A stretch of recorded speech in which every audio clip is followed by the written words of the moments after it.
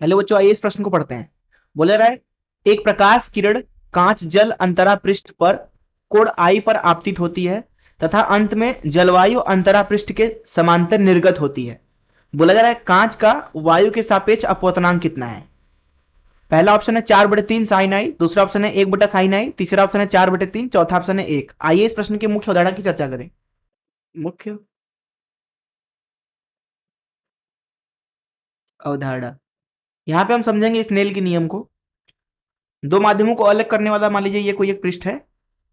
ऊपर का जो माध्यम है उसका अपवर्तनांक मान लीजिए μ2 है, नीचे वाला जो माध्यम है उसका अपवर्तनांक मान लीजिए μ1 है, और μ1 से एक किरण μ2 में प्रवेश कर रही है।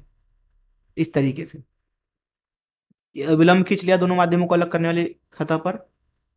यहाँ जो कोण है आपतन वो आई है। μ1 और μ2 के मान क्या है उन पर निर्भर करेगा कि किरण जो है वो अविलंब से दूर जाएगा कि अविलंब के पास आएगा।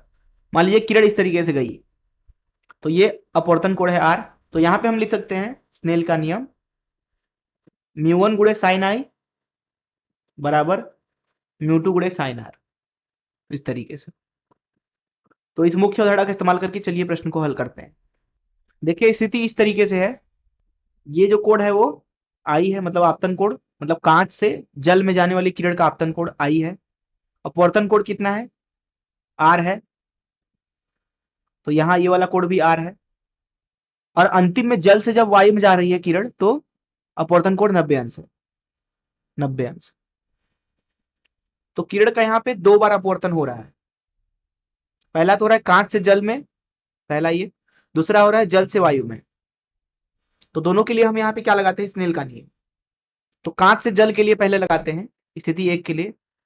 तो कांच का अपवर्तनांक म्यूजी बोल देते हैं उसको, गुणे साइन आई बराबर हो जाएगा जल का अपवर्तनांक, उसको म्यू डब्ल्यू बोल देते हैं, तो यहां लिख देंगे साइन आर। अब देखिए जल से वायु के लिए लिखते हैं दूसरी स्थिति के लिए। जल का अपवर्तनांक म्यू डब्ल्यू गुणे साइन आर बराबर वायु का अपवर्तनांक 1 होता है गुणे साइन 90। हमें क्या निकालना है, कांच का वायु के सापेक्ष। हमें निकालना है कांच का वायु के सापेक्ष। वायु को ए आई आर बोल देते हैं या फिर ए बोल देते हैं, बस ए। तो ये हमने दर्शा लिया कांच का अपवर्तनांक हवा के सापेक्ष। तो ये हो जाएगा कांच का अपवर्तनांक भागे हवा का अपवर्तनांक। हवा का अपवर्तन कितना होता है, 1। तो ये सीधे सीधे कांच का अपवर्तनांक ही पूछ रहे हैं।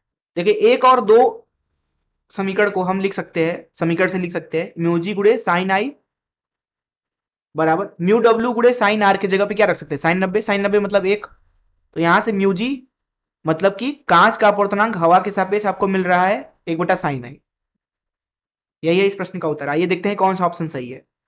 बी ऑप्शन सही है। मैं आशा करता हूं कि आपको इस प्रश्न का हल जरूर समझ आया होगा। धन्यवाद।